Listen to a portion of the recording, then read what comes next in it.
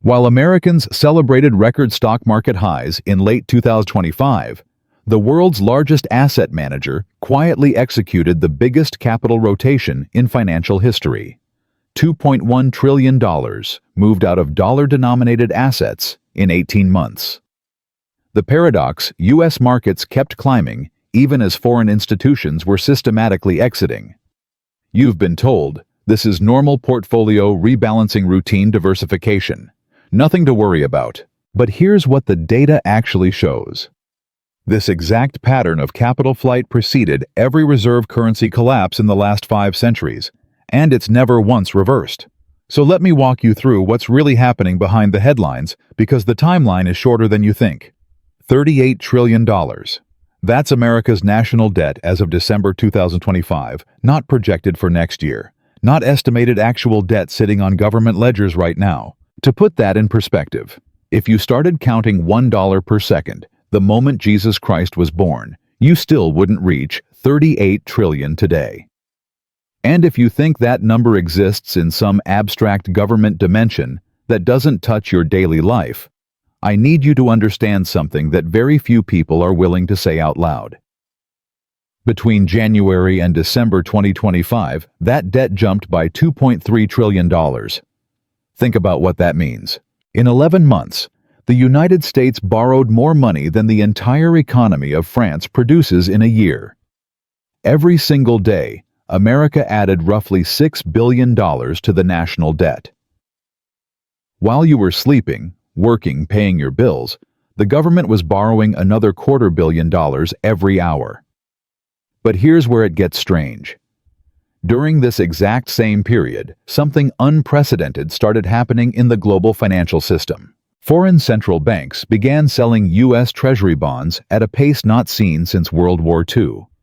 China reduced its holdings from $1.3 trillion down to under $800 billion.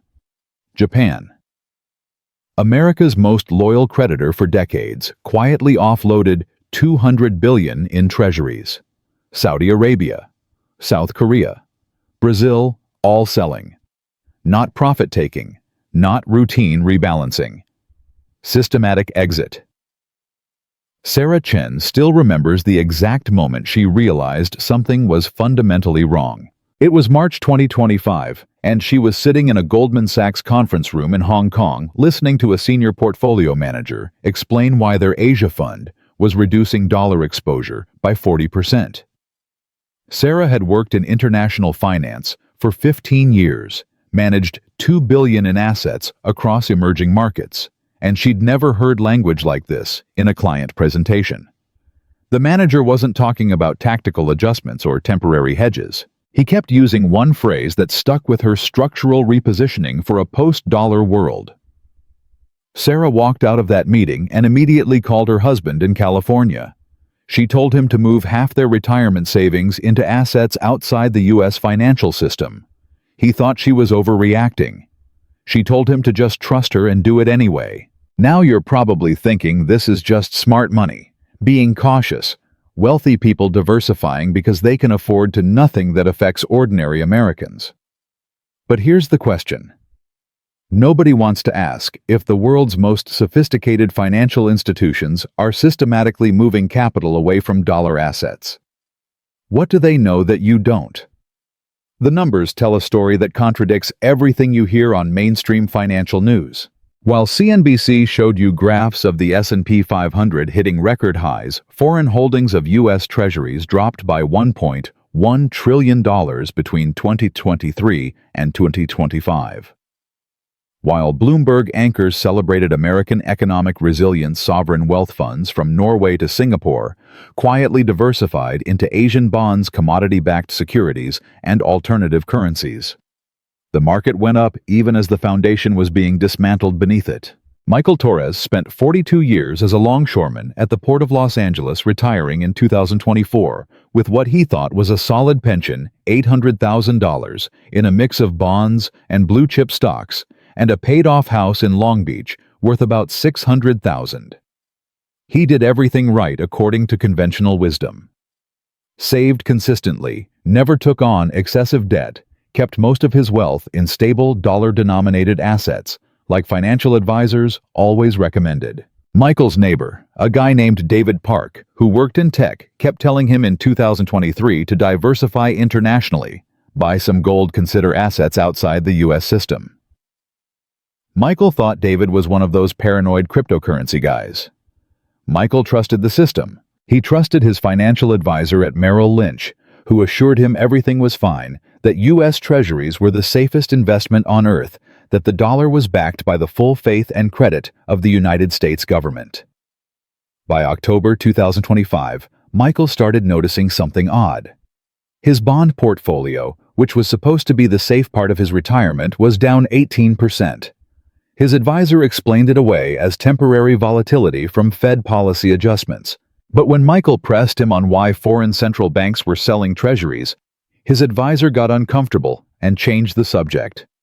That's when Michael started doing his own research, staying up late reading financial reports, trying to understand what was really happening. What he found kept him awake at night.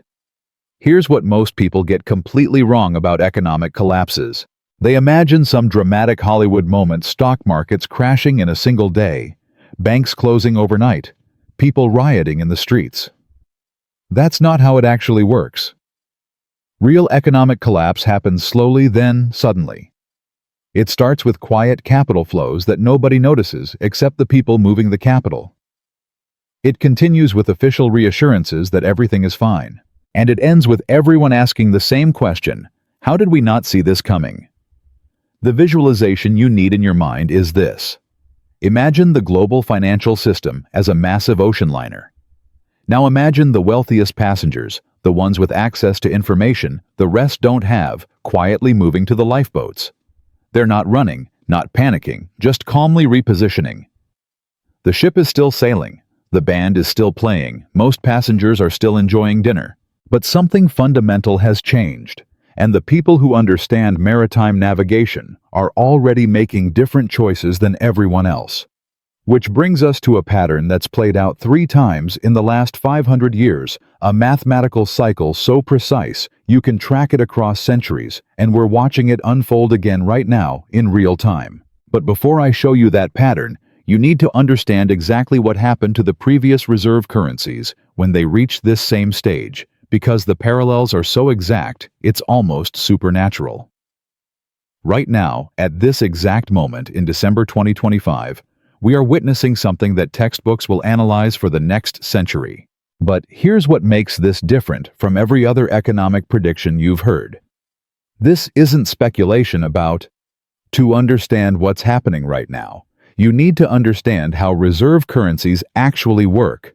Not the sanitized version they teach in economics textbooks, but the real mechanism that's been running global finance for 5 centuries. And the best way to explain it is to show you what happened the last 3 times. This system collapsed because the pattern is so precise, it's almost mechanical. Picture the global economy as a massive game of musical chairs. Except instead of chairs, countries are competing for currency dominance. And instead of music stopping, the game ends when the dominant currency implodes under its own weight. Every major reserve currency in modern history has followed the exact same 4-stage cycle. Stage 1 is ascension, where a nation becomes the center of global finance and everyone wants their currency. Stage 2 is overextension, where success breeds arrogance, and governments start spending far beyond their means. Stage 3 is silent exodus, where smart money sees the balance sheets and quietly moves capital out. Stage 4 is collapse, where the currency loses reserve status and everything falls apart simultaneously. What most people get completely wrong is thinking these stages take generations to unfold. They don't. From the moment Stage 3 accelerates to the beginning of Stage 4, you're looking at 18 to 36 months historically. That's it. Not decades, not even years plural. Months. Let me show you exactly how this worked 3 times before starting with the empire that taught the world this lesson first. 1600. Spain controlled more wealth than any nation in human history up to that point. Spanish galleons were hauling so much gold and silver from the Americas that the Spanish real became the global reserve currency by default. If you wanted to trade internationally anywhere in the known world, you needed Spanish reals. Madrid was the financial center of the planet, no debate, no competition. King Philip II ruled half of Europe. Spanish armies were considered invincible, and wealth was pouring in from colonies across 3 continents. Stage 1, complete. But here's where the mechanism reveals itself. What did Spain do with all that wealth? They spent it on everything. Wars with France, wars with England, wars with the Ottoman Empire, wars with the Dutch. A massive military presence spanning 3 continents. A royal bureaucracy that consumed fortunes just to operate. Palaces that cost kingdoms to build. And here's the number that should make you pause by 1550. Spanish government spending was running at 300% of revenue. Read that again. 3 times what they collected in taxes. The difference was borrowed from Italian banks, German merchants, anyone who would lend. But gold kept flowing from the New World. Asset prices in Spain kept rising, so nobody worried. Everyone felt rich. The empire seemed eternal. Stage 2 verified. Now imagine you're part of the Fugger family in 1555, the wealthiest banking dynasty in Europe, and you're holding massive amounts of Spanish debt. You can read financial statements, and those statements are screaming that Spain is functionally bankrupt. The government is paying 40% interest on some loans. 40%. That's not the interest rate of a strong empire. That's desperation bleeding through official documents. So what do? You don't announce to the world that Spain is doomed. You don't write editorials warning of collapse. You quietly start demanding repayment in gold instead of promises. You gradually move your operations to Genoa. You redirect your trade networks. You preserve your family's wealth before the inevitable happens. Antonio Mendez was a Spanish merchant living in Seville in 1556, and he still remembers the day everything changed, though he's been dead for 400 years, and we only know his story through court records. Antonio had built a successful textile business over 20 years, employed 43 people, owned property in 3 cities. He kept his savings in Spanish government bonds because that's what wealthy merchants did. That's what his father did.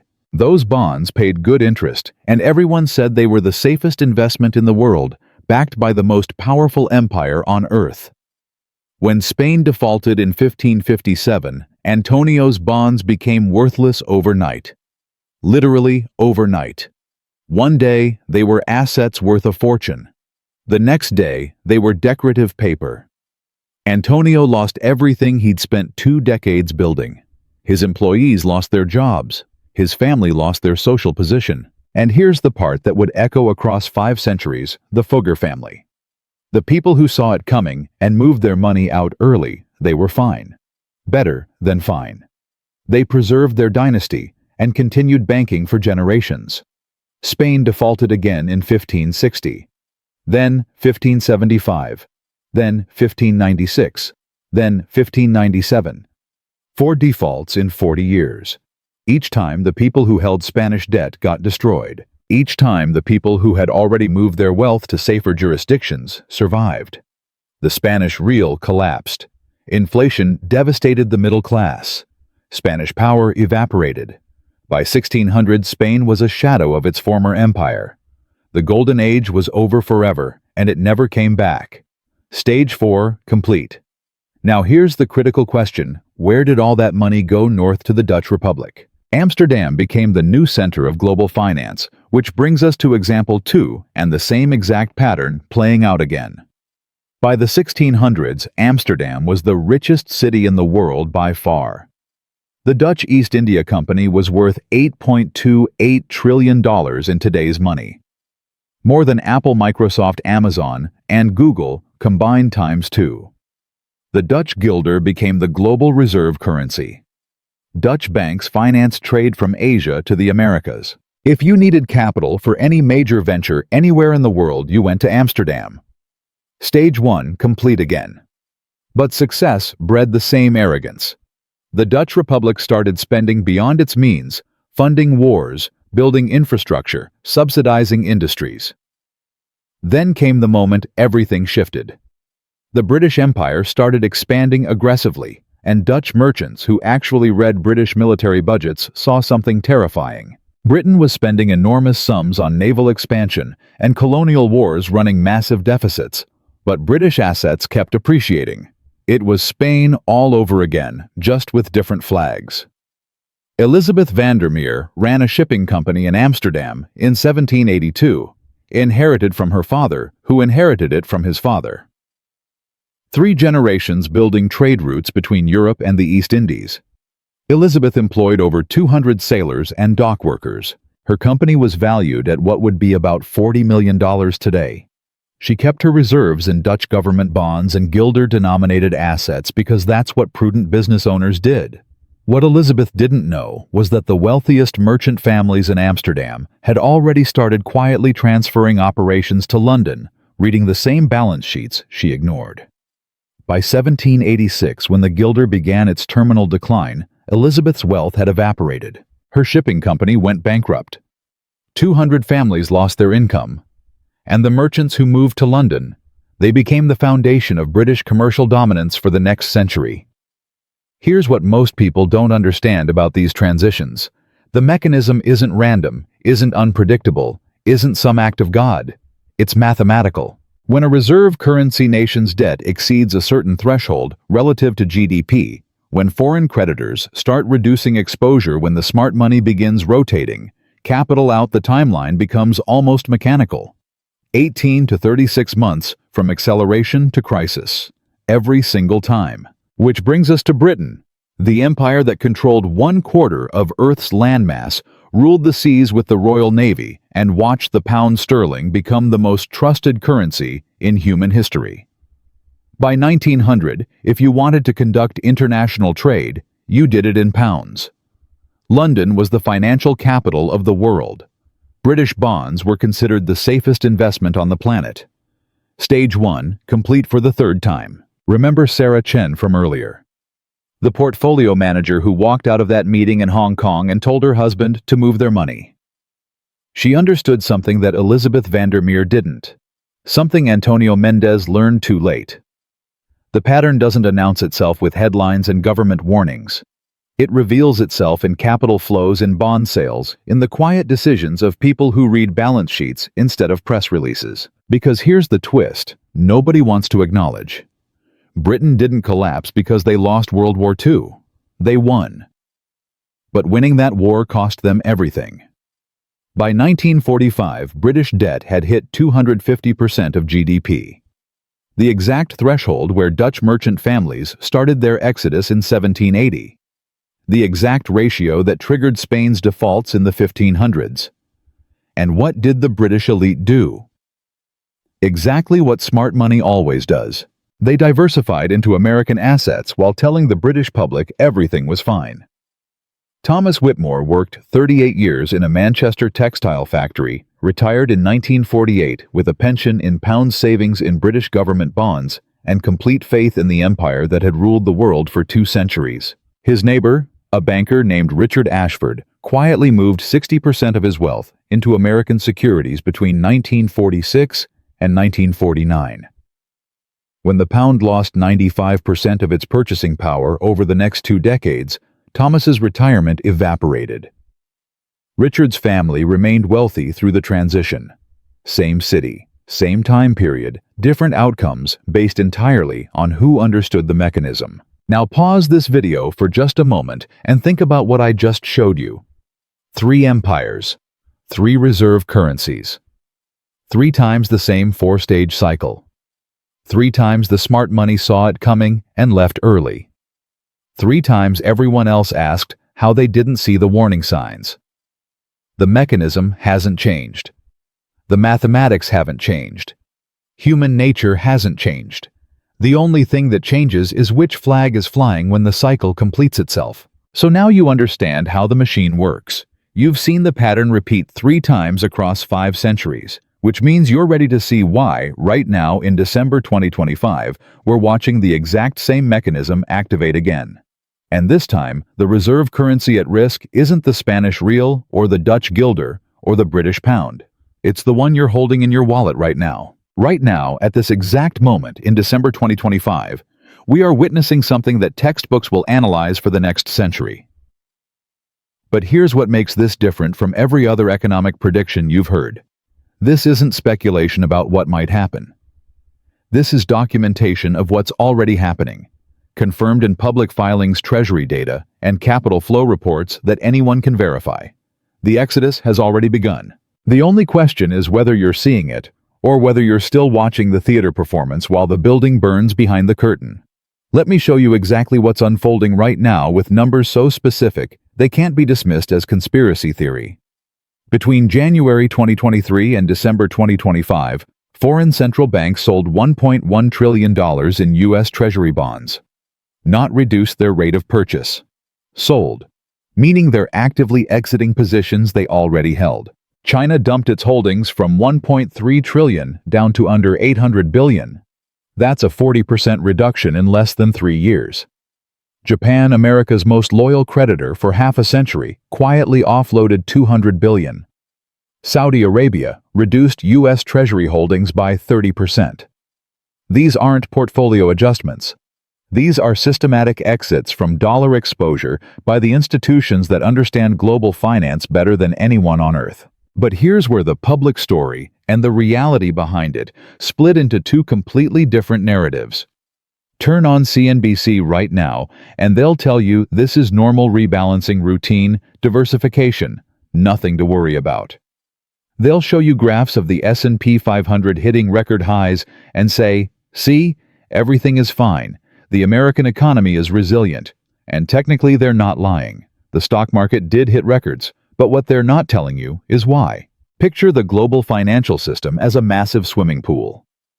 Now imagine the biggest players quietly draining water from one end while pumping air into the shallow end to make it look full.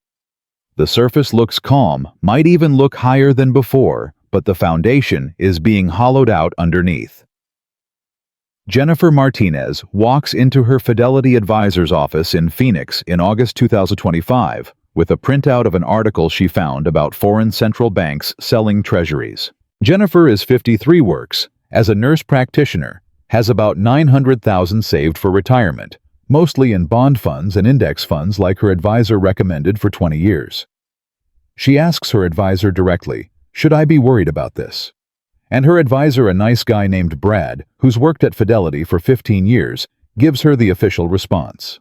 He tells her foreign central banks are just rebalancing after COVID, that U.S. markets remain the safest in the world, that her diversified portfolio will be fine.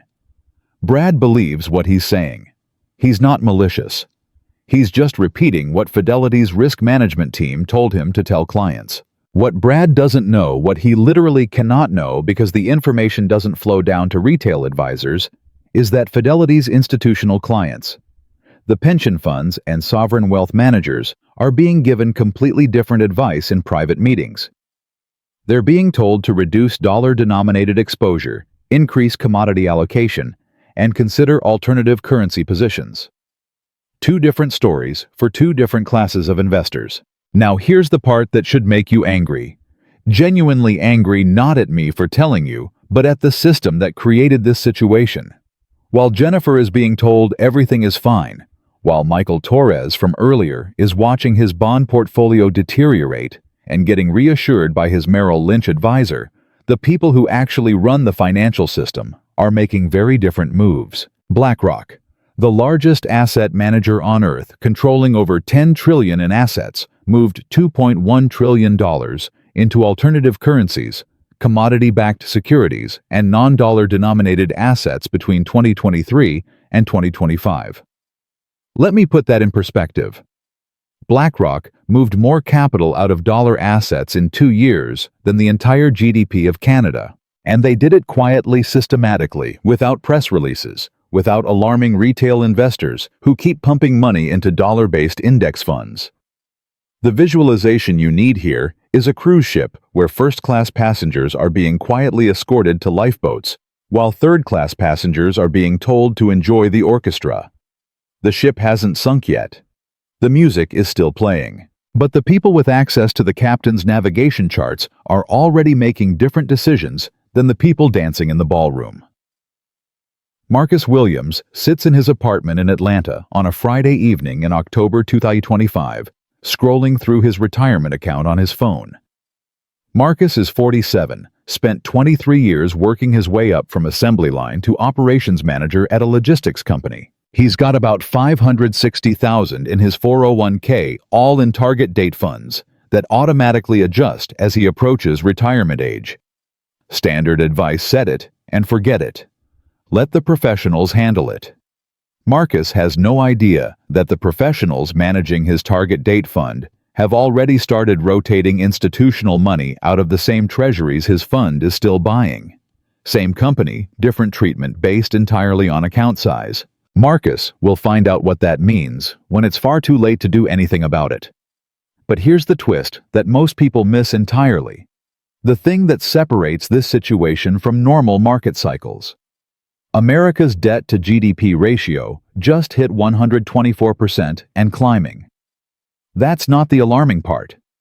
The alarming part is what happens at that specific threshold based on historical pattern. Spain's elite started moving money when Spanish debt hit 120% of GDP in 1550. Dutch merchant families began their exodus when the Dutch Republic crossed 115% in 1780. British wealth started rotating to America when UK debt reached 125% in 1945. The threshold isn't arbitrary. It's the mathematical point where debt service costs start consuming so much revenue that governments have only two choices: default or debase the currency. And America just crossed that line while adding $1 trillion in new debt every 100 days. Do you understand what that timeline means?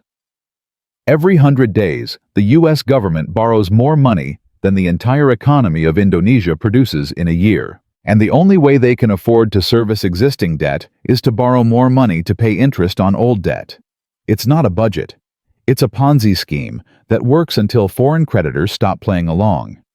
And right now, foreign creditors are systematically exiting the game.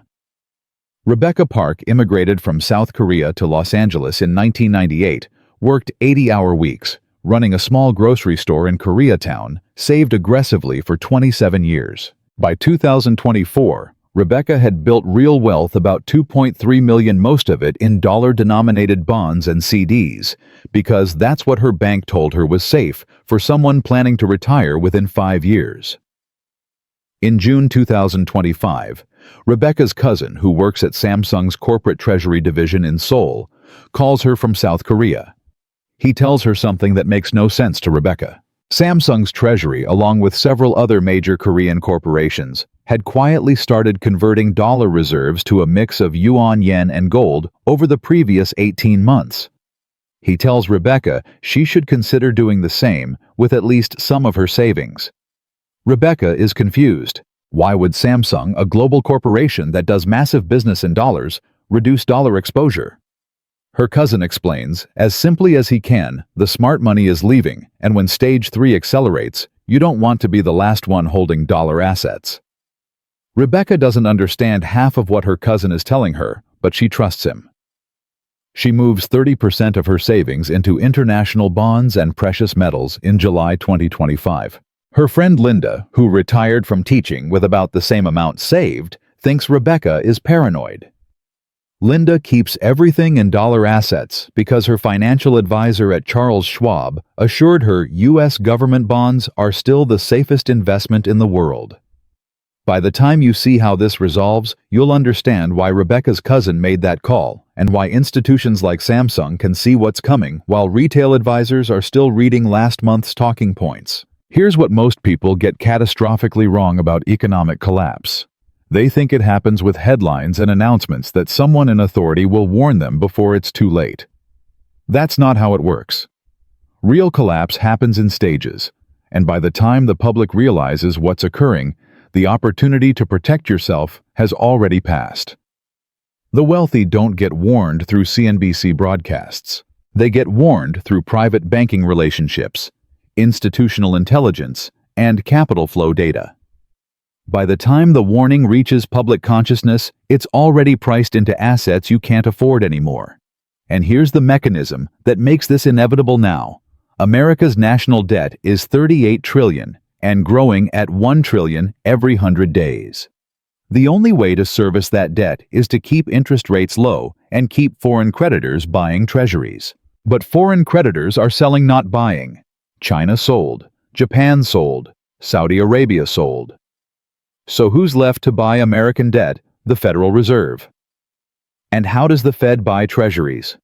They print dollars. Which means the American government is now effectively printing money to pay interest on money they already printed. That's not an economy. That's a terminal spiral dressed up in economic language. Carlos Mendoza saved for 19 years as an electrician in Houston, built his account to $740,000 by 2024, followed every piece of conventional wisdom about retirement planning. His entire portfolio is in dollar-based assets, because that's what every advisor, every financial website, every mainstream source told him was prudent. Carlos doesn't know that the people giving that advice, the institutions publishing those recommendations, have already positioned their own capital very differently. He doesn't know because the information exists in two separate channels, public guidance and private action.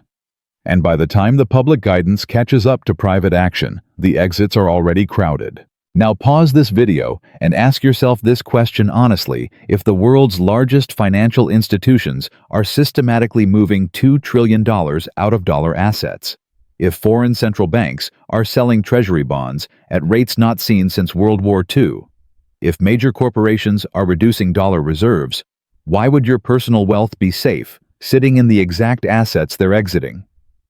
The answer is, it wouldn't be. But you're not supposed to notice that. You're supposed to keep contributing to your 401k, keep buying index funds, keep trusting that someone will warn you before it's too late. The truth is, nobody is coming to save you.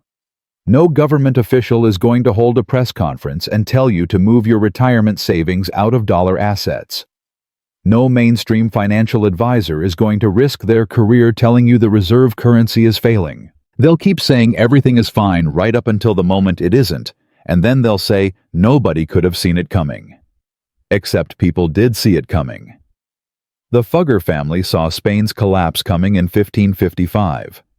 Dutch merchants saw the guilder's death coming in 1780. British elite saw the pound's decline coming in 1945. And right now, BlackRock sees the dollar's crisis coming. The pattern is mathematical. The timeline is historical. The outcome is inevitable once Stage 3 accelerates past a certain point. And we cross that point somewhere around mid-2024. Which means, if history holds, and it has held for 5 centuries, we're somewhere between 12 and 18 months from Stage 4 beginning. Not years, months. The capital flight is already happening. The foreign sales are already documented. The trajectory is already set. The only variable left is whether you position yourself correctly, or whether you join the long line of people throughout history who trusted official reassurances while their wealth evaporated. Because what comes next, what happens when Stage 4 actually begins, makes everything you've seen so far look like a rehearsal. And that's what we need to talk about now, because the consequences aren't theoretical anymore. They're baked into the mathematics of debt that can never be repaid, and a currency that's already being abandoned by everyone who understands how this system actually works.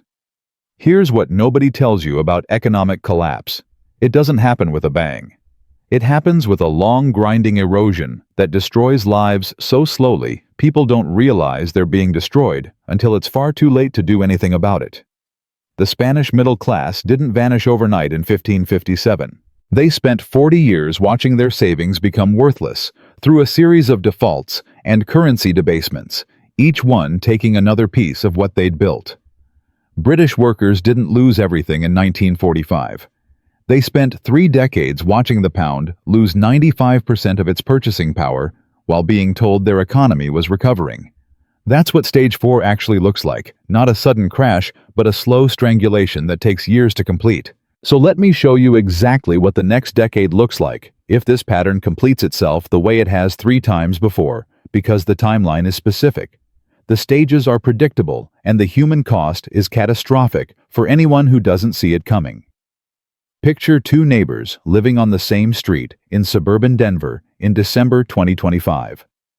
Same neighborhood, similar incomes, similar net worth, both planning to retire within the next decade. Their financial futures will diverge so dramatically over the next 10 years that by 2034, One will have preserved wealth through the transition, while the other will be asking how they lost everything, despite doing exactly what they were told to do. Michael Torres, remember him from the beginning. The longshoreman who retired in 2024 with $800,000 in bonds and stocks, who trusted his Merrill Lynch advisor when told everything was fine. Let me walk you through what the next 10 years look like for Michael if he stays on his current path. By mid-2026, Michael's bond portfolio is down 32% as interest rates spike and foreign central banks continue dumping treasuries. His advisor tells him this is temporary volatility, that bonds always recover, that he should stay the course. Michael holds. By late 2027, inflation has accelerated to 14% annually as dollars flood back from foreign reserves. Michael's fixed income from his pension and Social Security, which seemed comfortable in 2024, now buys 40% less. He starts dipping into his investment portfolio to cover basic expenses, selling assets in a declining market to pay for groceries and utilities. By 2029, the dollar has lost reserve currency status gradually through dozens of bilateral trade agreements that bypass it entirely. Asset prices crash simultaneously as liquidity disappears from markets. Michael's stock positions, which were worth $400,000 in 2024, are now worth $98,000. His bond holdings, which were supposed to be the safe part of his portfolio, are worth pennies on the dollar as U.S. government debt gets restructured. Michael is 71 years old, his savings are effectively gone, and he's looking at working again just to survive. By 2034, Michael is bagging groceries part-time at the same store where he used to shop, trying to supplement Social Security that buys less each month. He did everything right according to conventional wisdom, and conventional wisdom destroyed him. Now picture Michael's neighbor, David Park, the tech worker, who kept telling Michael to diversify internationally back in 2023. David had about $850,000 in 2024, similar to Michael, but he made very different decisions. In early 2025, David moved 40% of his portfolio into assets outside the dollar system: gold, Swiss francs, Singapore real estate investment trusts, commodities. His mainstream friends thought he was paranoid. His financial advisor at Vanguard told him he was making a mistake. David did it anyway because he was reading the same capital flow data that BlackRock was reading. By mid-2026, when Michael's portfolio is down 32%, David's international positions are up 18%. As capital flees dollar assets into alternatives. By late 2027, when inflation is destroying Michael's purchasing power, David's gold position has tripled, and his Swiss franc holdings have appreciated 40% against the dollar. By 2029, David has actually increased his net worth to about $1.4 million, despite the crisis, because he was positioned in the assets that benefited from dollar decline, rather than being destroyed by it.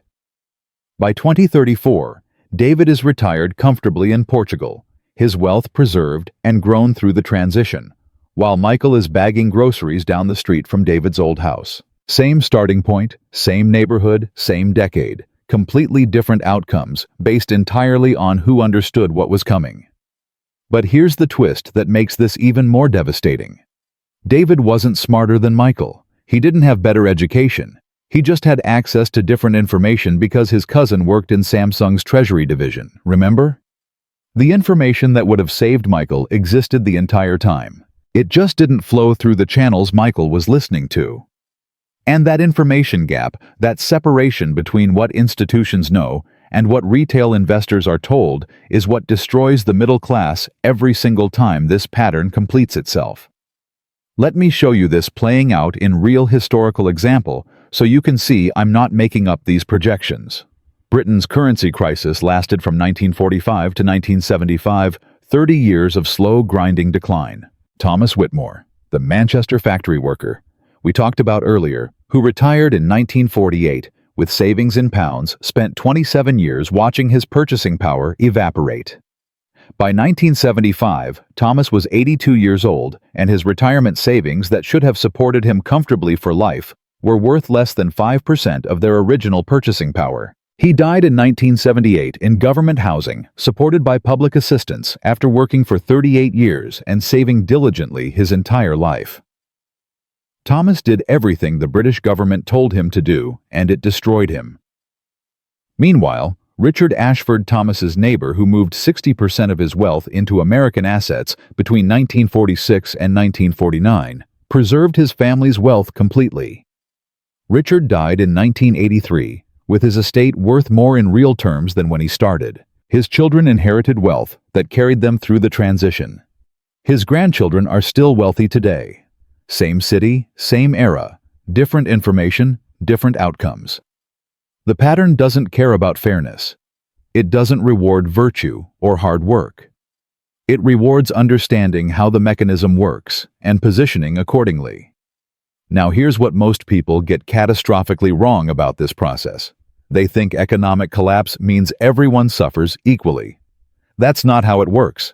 Every major currency collapse in history has been a massive wealth transfer from the uninformed middle class to the informed elite.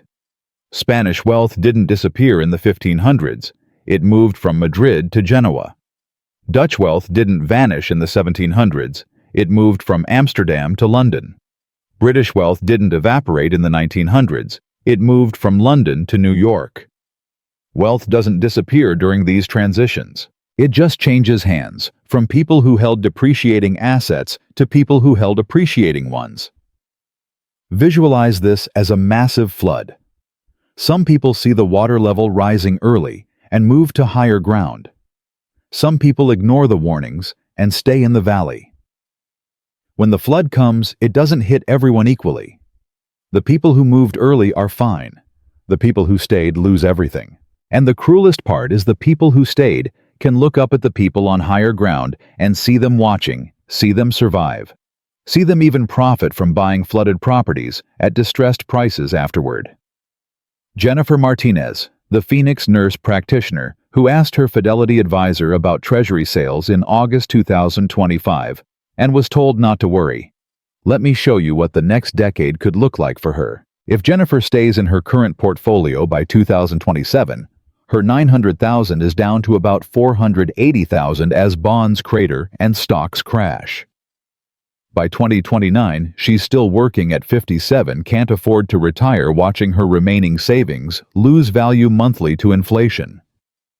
By 2032, she's 60 years old, has about $190,000 left, and she's starting to understand that retirement might not be possible anymore. By 2034, Jennifer is working full-time as a nurse at 62. Her body breaking down, no end in sight, wondering how she did everything right, and still ended up here. But imagine an alternate timeline where Jennifer didn't trust her advisor's reassurance. Imagine she moved 40% of her portfolio into international assets and commodities in late 2025 despite the conventional advice. By 2027, her portfolio is actually up to about $1.1 million as her international positions offset dollar decline. By 2029, she's ahead to $1.6 million because she was positioned correctly. By 2032, Jennifer retires at 60 as planned with over $2 million in assets that held value through the transition. By 2034, she's living in Costa Rica. Her wealth preserved her retirement secure.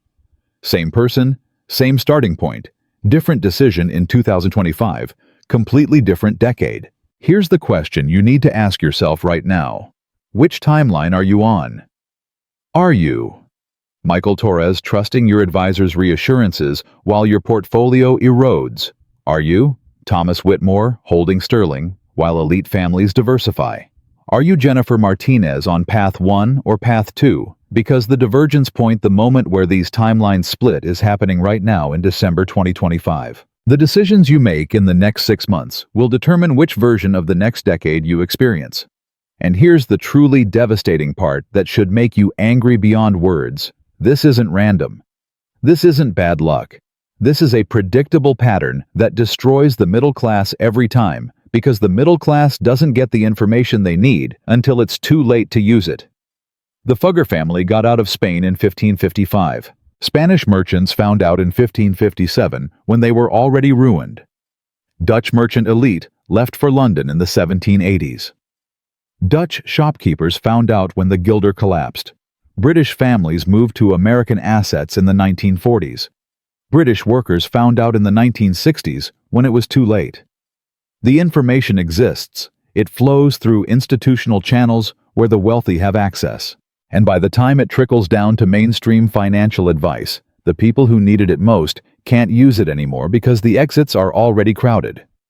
Rebecca Park's cousin, who called her from Samsung's Treasury division in June 2025, remember that story. That's how information actually flows. Not through CNBC broadcasts or Fidelity newsletters. Through private relationships, institutional intelligence, family networks that understand what's happening before it becomes public knowledge. Rebecca's friend Linda, who kept everything in dollar assets because her Charles Schwab advisor said treasuries were safe. Linda is on Michael's timeline. Rebecca is on David's timeline. And the only difference between them was one phone call from someone with access to institutional information. So here's what the next decade looks like in broad strokes if this pattern completes. 2026 to 2027, gradual dollar decline as bilateral trade agreements multiply and foreign reserve holdings decrease further. Inflation accelerates to double digits.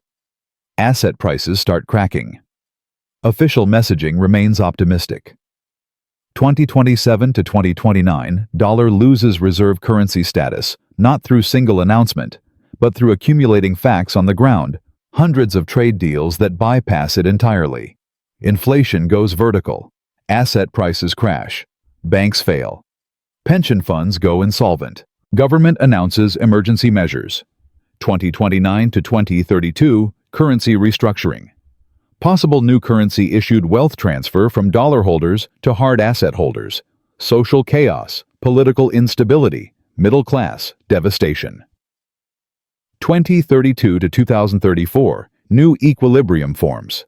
Some currencies and assets emerge stronger survivors, rebuild casualties, spend rest of their lives asking how they didn't see it coming when all the warning signs were there.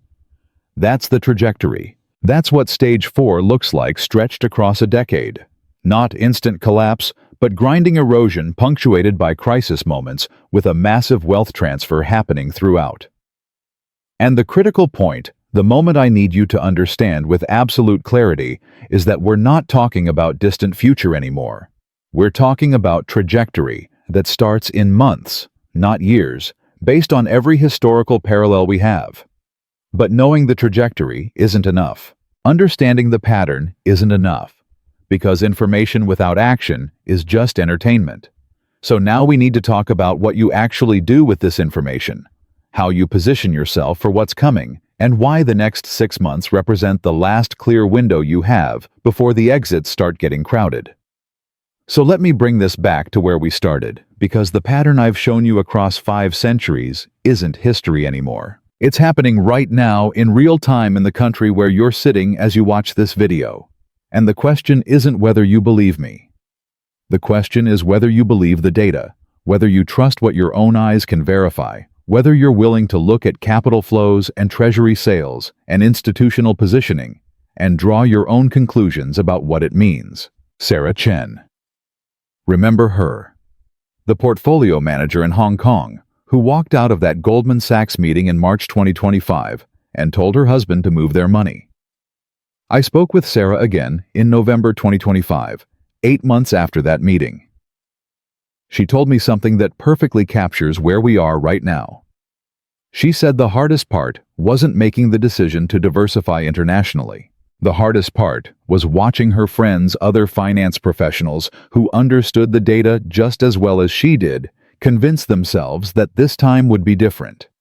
She said it was like watching people talk themselves out of seeing what was right in front of them, because accepting it would require admitting their entire financial strategy for the last 20 years was built on a foundation that was crumbling. Here's what Sarah did after that March meeting. She moved 45% of their portfolio into Swiss francs, Singapore dollar assets, gold, and international real estate trusts. Her husband thought she was overreacting. Her father, who'd been a successful investor for 40 years, told her she was making a mistake. Her colleagues at work joked about her paranoia. By December 2025, Her international positions were up 22%, while her friends' dollar-heavy portfolios were down 18%. Sarah wasn't smarter than them. She just trusted the pattern more than she trusted reassurance. And that's really what this comes down to: pattern versus reassurance. The pattern says reserve currencies fail when debt exceeds certain thresholds and foreign creditors exit. The reassurance says America is different too. Big to fail, has the strongest military, most innovative economy. This time won't be the same. The pattern has been right 3 times across 5 centuries. The reassurance has been wrong 3 times across 5 centuries. Which one are you going to trust with your financial future? Now, I'm not telling you what to do with your money. I can't give you financial advice. I'm not qualified.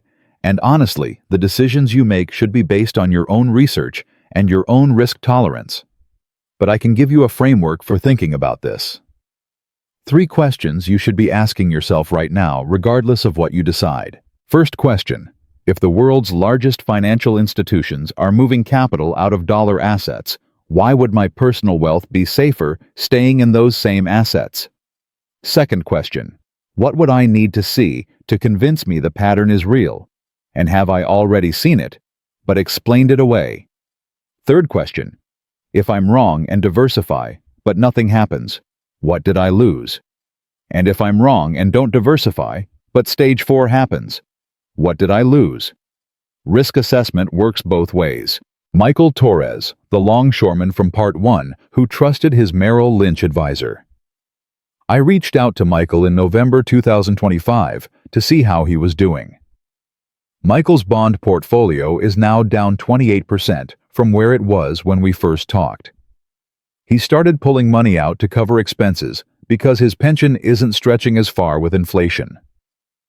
Michael told me something that broke my heart. He said he kept thinking about David Park, his neighbor who moved money internationally, and he kept telling himself, David just got lucky. But then Michael admitted he knows it wasn't luck. He knows David saw something he didn't want to see. And now Michael is watching his retirement savings erode month by month, and he's paralyzed, not sure whether to hold and hope it recovers or accept the loss and reposition. Michael is 70 years old, and he's running out of time to be wrong. Here's the contrarian point that nobody wants to acknowledge. Maybe the people warning about dollar collapse are wrong. Maybe this time actually is different. Maybe America's debt doesn't matter. Maybe foreign central banks selling treasuries is meaningless. Maybe BlackRock moving $2 trillion is just routine rebalancing. Maybe the pattern that's held for 5 centuries breaks this time. It's possible. I'm not claiming prophecy or certainty, but if you're going to bet your financial future on maybe this time is different, you should at least acknowledge you're making that bet consciously, not by default, because you didn't want to think about uncomfortable possibilities. Visualize the global financial system right now as a massive game of musical chairs, where the music is still playing, but some players are already quietly standing near empty chairs while others are still dancing in the center of the room. The game hasn't ended yet. The music hasn't stopped. But the positioning is already happening. And when the music does stop, the people who saw it coming will be fine. The people who didn't will be asking why nobody warned them, even though the warnings were everywhere, if they'd been willing to listen. Rebecca Park, the Korean immigrant grocery store owner, who moved 30% of her savings into international assets after her cousin's call from Samsung Treasury. Rebecca represents something important. She wasn't a sophisticated investor. She didn't understand complex financial instruments. She just trusted someone who had better information than she did, and she acted on it despite it feeling uncomfortable. By December 2025, Rebecca's portfolio is up 11%, while her friend Linda's portfolio is down 16%. Same starting point, different information sources, different outcomes. The gap between them will only widen over the next 24 months as this pattern continues to unfold. Here's what I need you to understand as we close this out. I'm not trying to scare you. Fear is useless. Fear paralyzes. What I'm trying to do is show you a pattern that's been playing out for 5 centuries so you can make informed decisions about your own situation. The pattern says we're in stage 3 of a 4-stage cycle. The pattern says Stage 3 lasts 18 to 36 months before Stage 4 begins. The pattern says the people who reposition during Stage 3 preserve wealth, while the people who wait until Stage 4 starts lose everything. That's not prophecy. That's just mathematics and history. Does that mean you should panic and move all your money tomorrow? No. Does it mean you should do nothing and trust official reassurances?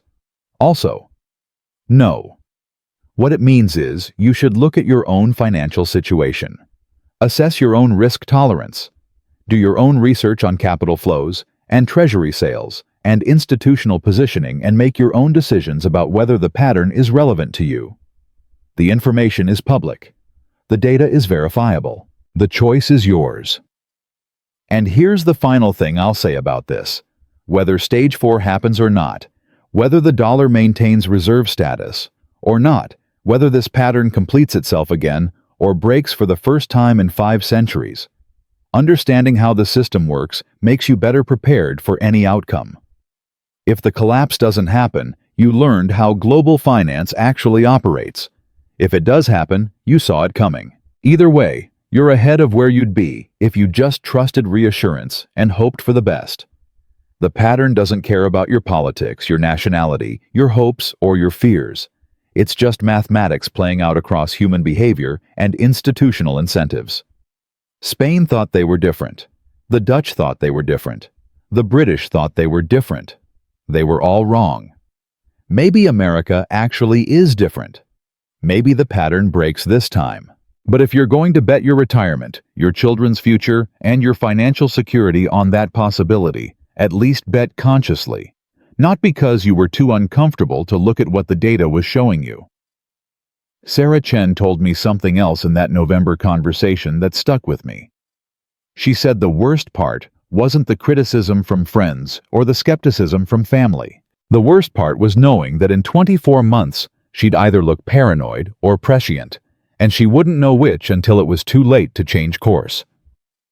That's where we all are right now, making decisions with incomplete information about an uncertain future, trying to balance the cost of being wrong in both directions. So here's my signature line for this entire video. The thing I want you to remember when everything else fades. The people who survive these transitions aren't the ones with the most money, or the best education, or the strongest conviction in either direction. They're the ones who understand the pattern, respect the mathematics, and position themselves for multiple possible outcomes instead of betting everything on reassurance or catastrophe. The pattern has spoken 3 times in 5 centuries. The capital flows are speaking right now. Foreign central banks are speaking through their treasury sales. Major institutions are speaking through their positioning. The only question left is whether you're listening. Because the pattern doesn't need your belief to continue. It doesn't require your permission to complete itself. It doesn't wait for consensus or confirmation. It just unfolds like clockwork, like mathematics, like every time before, while offering one final question to everyone watching. When the music stops, where will you be standing?